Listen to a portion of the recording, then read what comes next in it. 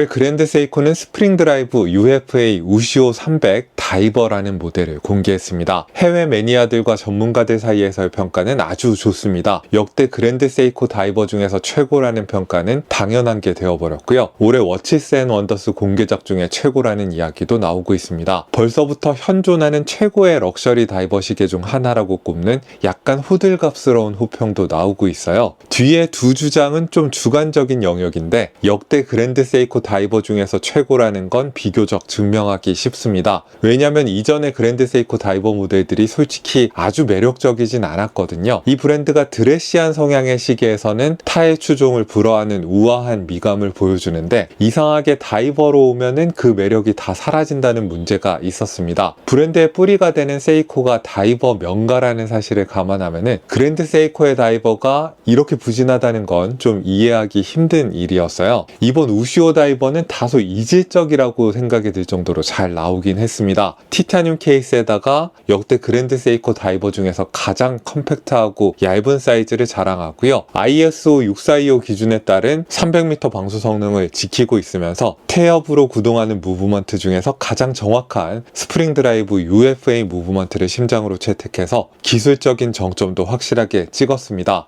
항상 브레이슬릿도 문제였는데 이번에는 도구 없는 미세 조정 기능이 있는 클래스프를 넣어놔서 장족의 발전을 이뤄냈습니다. 개인적인 시선으로 보면은 사이즈가 좋아진 것도 좋아진 건데 인덱스 디자인을 사각으로 바꾸면서 좀 더 샤프한 분위기가 생긴 게 주요한 것 같습니다. 그리고 날짜창을 없애고 너저분한 프린트를 남발하지 않아서 다이얼이 정돈이 됐어요. 그래서 툴워치지만은 다이얼의 아름다운 표현이나 케이스의 마감에 좀 더 집중할 수 있게 됐습니다. 우리가 그랜드 세이코라는 이름에서 기대하는 단정함과 우아함이 남아있는 게 좋은 평가를 이끌어내는 요인이 아닌가 싶습니다. 많이 좋아진 건 사실인데 과연 현존하는 럭셔리 다이버 중에 최고를 다툴 만한가는 좀 더 논쟁적입니다. 제 생각에 아주 박하게 평가를 내리더라도 다이버 시계 시장에 참여하는 하이엔드 브랜드들이 별로 없는 상황에서 이 모델이 시중에서 가장 높은 수준의 마감과 완성도를 보여준다는 걸 부정하기는 힘들 것 같습니다. 구체적인 수치들을 보면은 무조건 사이즈를 줄인 건 아니고요.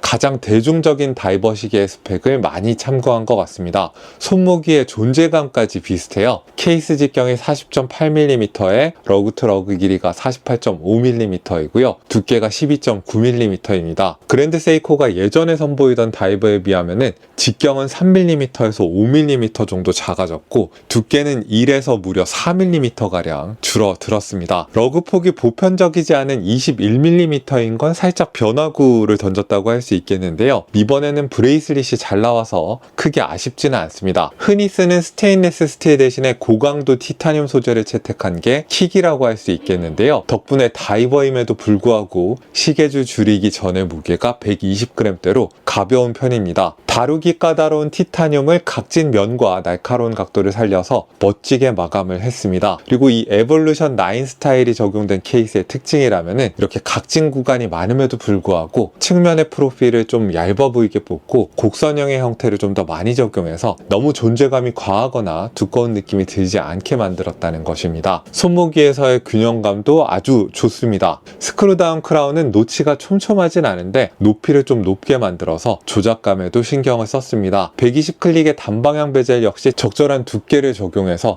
편하게 잡고 돌릴 수 있게 했습니다. 유광의 진한 세라믹 베젤 인서트를 적용했고요. 숫자와 눈금이 큼직큼직하기 때문에 시인성이 좋습니다. 브레이슬릿도 새롭게 설계가 된 건데요. 에볼루션 9 스타일의 특징인 넓은 폭을 유지는 하되 약간의 테이퍼링을 넣어놔서 좀 더 눈에 익은 핏을 제공을 합니다. 그동안 오연 링크를 쓰면서 유광과 무광 마감에 대비를 넣지 않는 건 좀 이상한 선택이라고 생각을 했는데요. 이 전체 브러쉬가 다이버 시계에서는 말이 되게 느껴지네요. 이 브레이슬릿의 진정한 주인공이라면은 클래스프 내부에 숨겨진 도구 없는 미세 조정 기능입니다. 슬라이딩 방식을 통해서 즉각적으로 6mm까지 길이를 늘릴 수 있어서 손목의 붓기나 활동량에 따라서 최적의 핏을 유지할 수 있게 됐습니다. 아울러 다이빙을 할 때 다이빙 수트 위에 찰 때는 익스텐션을 이용해서 18mm의 길이를 더 늘릴 수 있습니다. 안전장치 또한 한층 더 치밀해져서요. 클래스프 바깥에 있는 GS 엠블럼을 아래로 밀어야만 트리거가 작동하는 독특한 보안 잠금 메커니즘을 도입을 했습니다. 이 푸시 버튼이 있는 클래스프가 의도치 않게 풀리는 경우가 있는데 이런 안전장치를 통해서 풀림을 완벽히 방지한 것도 영리한 시스템 같습니다. 브레이슬릿과 클래스프가 시계 전체의 수준과 점점 맞게 된다는 것, 최근 그랜드 세이코의 변화 가운데 가장 높이 평가할 점이라고 저는 생각을 합니다. 이번 모델은 두 가지 색상으로 선보이는데요. SLGB023은 블루 다이얼이고요. SLGB025는 그린 다이얼입니다. 그랜드 세이코 특유의 자연에 담은 다이얼 텍스처는 이번에도 빛을 발합니다. 왜 이 시계의 별칭이 우시오인지 단번에 이해가 되는데요. 우시오가 해류를 뜻하는데 정말 입체감 있는 패턴을 적용해서 해류의 역동적인 움직임을 형상화했습니다. 그리고 실제로 미묘한 높이 차이가 적용된 패턴이기 때문에 빛의 각도에 따라서 그림자가 생기면서 마치 실제 바다 물결이 치는 듯한 입체감을 느낄 수 있습니다. 그라데이션 효과가 인위적으로 느껴지지 않고 바다의 깊이감을 자연스럽게 구현한 것 같이 느껴진다는 것도 매력적인 부분입니다. 이 가장자리로 갈수록 색감이 진해진다는 게 세라믹 베젤의 색상과도 자연스럽게 통일감을 맞춰주는 부분이기 때문에 아주 좋은 디자인상의 선택이라고 생각을 합니다. 기존의 둥근 인덱스 대신에 에볼루션 9 스타일의 굵직한 직사각형 인덱스를 선택한 것도 개선이라고 느껴지는데요. 이 날카롭게 각진 면들이 정돈된 인상에도 한몫을 하고 있어요. 시분침은 오버사이즈 형태로 넓게 뽑았습니다. 전문 다이버 시계로서의 입지도 포기하지 않겠다는 의지로 보이는데요.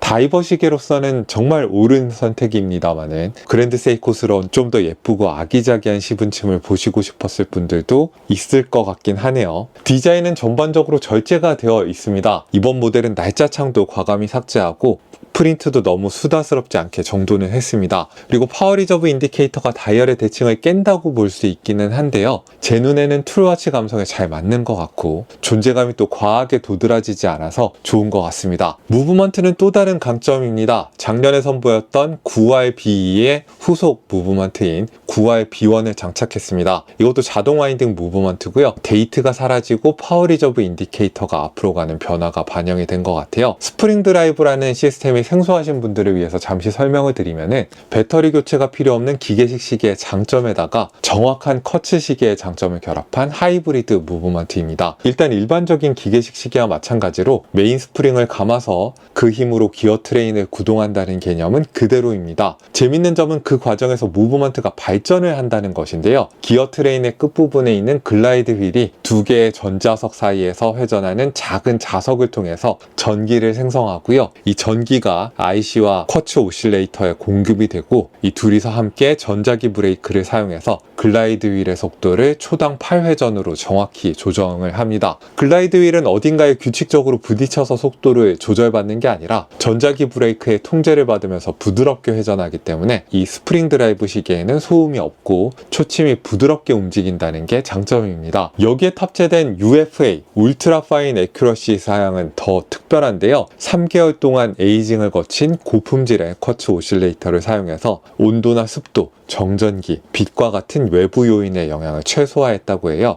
1년 오차를 플러스 마이너스 20초 범위에서 약속하고 있는데 이게 한 달 오차로 바꾸면 플러스 마이너스 3초 수준이에요. 태엽으로 가는 시계 중에서는 가장 정확하다는 세계 기록을 갖고 있습니다. 신슈에 있는 스튜디오에서 섬세하게 마감을 해서 보기에도 아름다운 무브먼트일 텐데 솔리드 케이스백에 가려서 보이지 않는다는 건 좀 서운하긴 하네요. 가격은 어떨까요? 작년에 선보인 UFA 모델이 이미 1,800만원대였으니까 전문 다이버 스펙까지 더한 이 시계의 가격이 좀 더 높을 거라는 건 짐작이 가능한데요. 미화 가격이 12,400달러니까 한국 출시 가격은 환율에 따라서 2,000 전후를 왔다 갔다 할 것 같습니다. 센 가격이긴 합니다만은 4년 전에 출시됐던 일반 스프링 드라이브가 장착된 SLGA 015가 이미 리테일가가 2,000을 넘었던 걸 감안하면은 UFA라는 새 무브먼트를 넣은 것 치고는 가격을 갑자기 가파르게 측정한 건 아닙니다. 알려진 정보로는 6월 출시 예정입니다.